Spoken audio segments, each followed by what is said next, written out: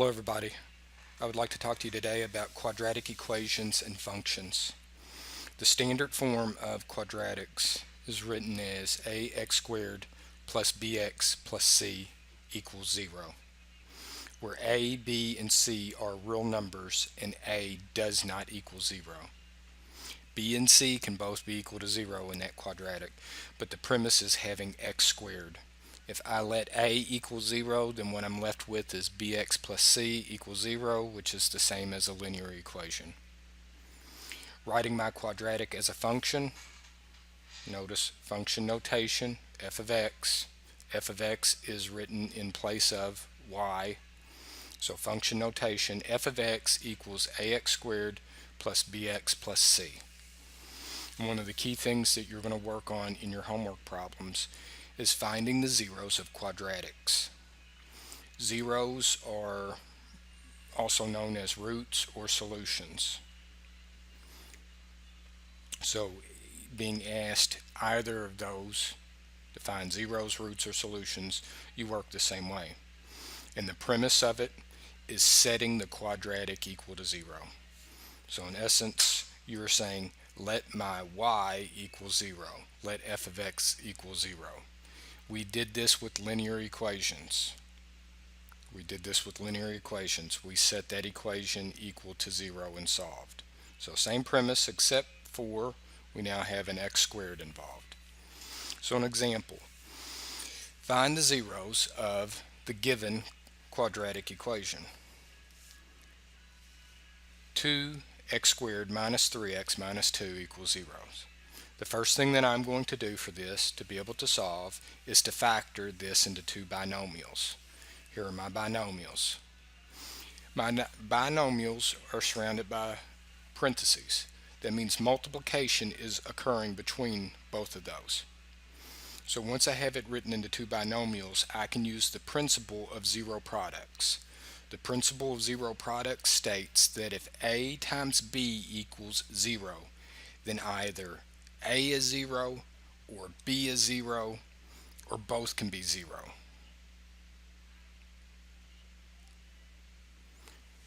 What that is stating is that anytime I multiply something by 0, I'm going to get 0. So down here, if I say 0 times 4, well, it's 0.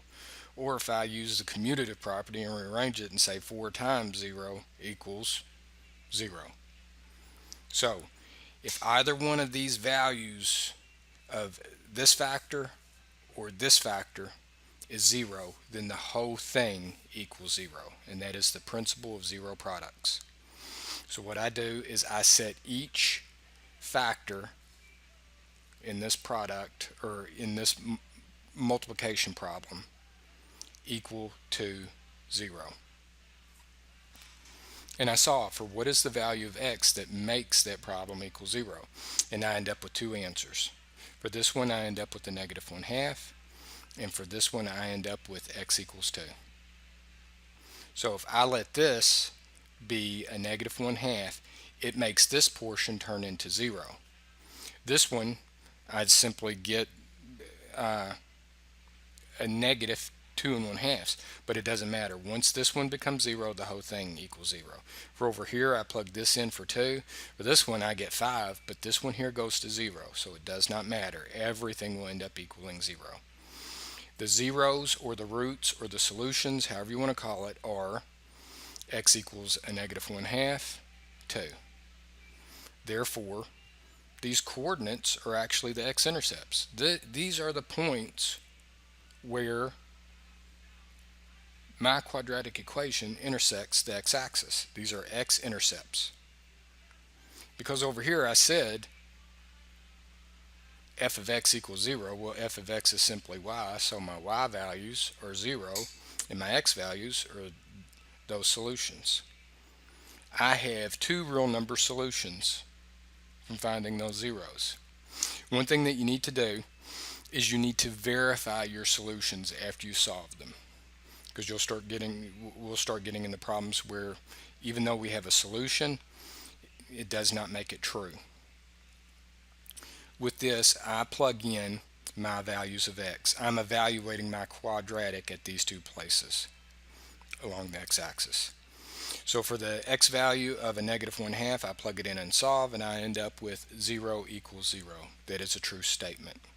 And now I will plug in the value of 2 into the quadratic, and again I end up with 0 equals 0, a true statement. To reiterate, the coordinates, a negative 1/2, comma 0 and 2, comma 0 are the x-intercepts of that quadratic. We did the same thing whenever we solved linear equations. The difference, though, between finding the zeros of quadratics and the zeros of linear equations is simply how many intercepts there are. There could be, just to tell you, there could either be 0, 1, or 2. And if those values are real or imaginary. If the values are real or imaginary. Okay, another example. This one involves something different. We will not use the principle of zero products to be able to solve this. What we're going to use is the principle of square roots. So find the solutions for the function f of x equals 3x squared minus 21. Again, I still set it equal to 0, and then I solve. What I end up with is x squared equals 7. To be able to get my solutions for that, I need to view that as the principle of square roots. And what that simply says is that x squared equals some given number, in this case 7. We just illustrated with the letter k. So x equals the square root of k, and x also equals the negative square root of k. Therefore, x equals plus or minus the square root of k. Whenever you square something and ask you for the principal square root, it's wanting to know the plus and minus values. Because if I were in solving this equation, I can plug either one of these, the positive or the negative value, in for x, because squaring a number results in a positive product. So for this problem, my solution ends up being both of these, plus and minus the square root of 7. So I have 2 points, negative square root of 7 and the positive square root of 7. I have a 2 real number solution. Again, these are the roots, the zeros, the solutions, or x-intercepts of the given function. Okay, one last thing. Let's look at 2 other examples that we have. Given the quadratic equation x squared minus 4x plus 4, find the roots.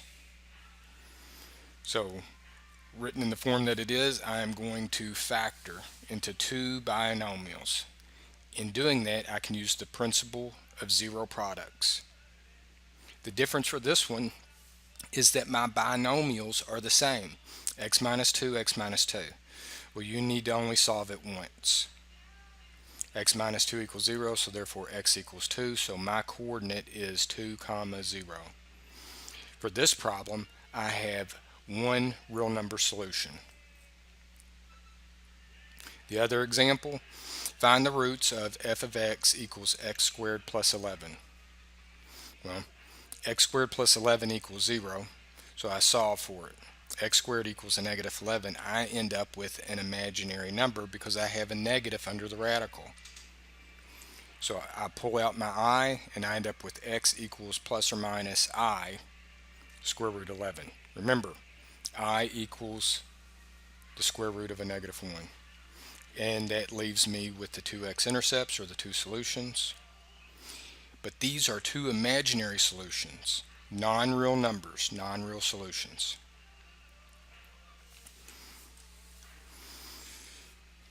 Series of steps for you to be able to solve by. It helps give you guidance. This can help you structure and set up your problems to how you say, okay, this is what I think. Now, one other thing that I would like to do is to turn around and, for the examples, is to be able to show you the graphical representations. This is not something you need to do, but you need to be able to see with what we're doing. Okay, so the first one that I want to look at is your x squared minus 3x minus 2. And here's the graph of 2x squared minus 3x minus 2. Our zeros we found were a negative 1/2 and 2.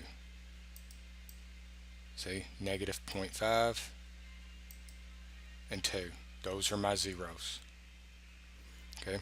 The next one that we looked at was the 3x squared minus 21. So let's pull that up and look at it. 3x squared minus 21, my minus 21, that's going to be my y-intercept. See, it's all the way down there, but let's look at our points. And if you find the square root of 7, it is approximately 2.646, and we had two real number solutions, both positive and negative.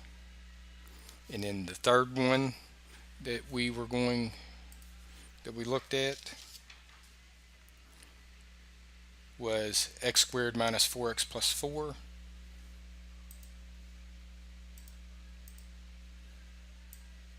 Again, I'm using Desmos to do this. I only had one solution for that, and the value was 2. Remember, I had the binomials, they were both the same, x minus 2, x minus 2. I only had one solution, therefore the quadratic struck the x-axis at one spot. And then the last one was x squared plus 11. Do not intercept the x-axis anywhere, so I have two non-real or two imaginary solutions. Okay, guys, for your problems and your work, follow these steps. Structure them to how you need them. Whenever you work your problems, structure your work. Critically think about what you're doing. Reason through. Watch the publisher's videos. Okay. And really, I need you to just be thinking about, okay, what is it that I need to do? How do I reason through this problem? Good luck with your homework.